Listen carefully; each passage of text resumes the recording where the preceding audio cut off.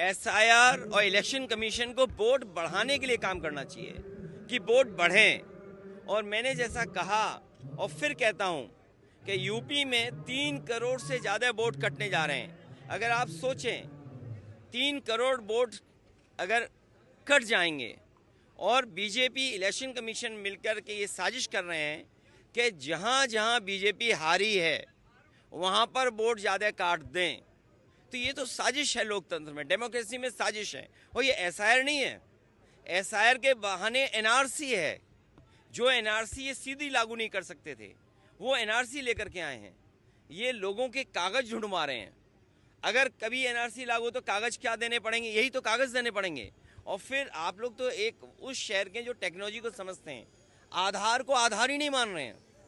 ये सबसे बड़ा दुर्भाग्य है कि आधार में हमारे रेटिना की इमेजेस हैं, हमारे फिंगरप्रिंट्स हैं, हमारा पूरा डिटेल उसके अंदर है।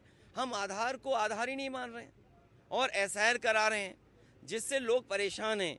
इन्होंने नोटबंदी में परेशान किया, जीएसटी से उद्योगपतियों को परेशान किया, कोविड में परेशान किया और अब एसआईआर से परेशान कर रहे हैं। क्या सोच सकते हैं आप यूपी में 3 करोड़ से ज़्यादा वोट कट जाए?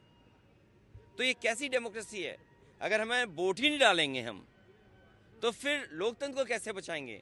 अभी हम बाबा साहब भीमराव अम्बेडकर जी की प्रतिमा देखते हुए आ रहे थे।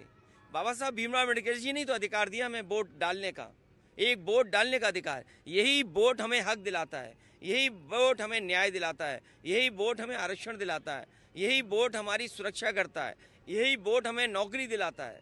यही वोट है जिससे हम अपना गुस्सा सरकार के खिलाफ निकाल सकते हैं। ये वोट ही काट दे रहे हैं। ये बीजेपी की साजिश है। सर, और एक तरफ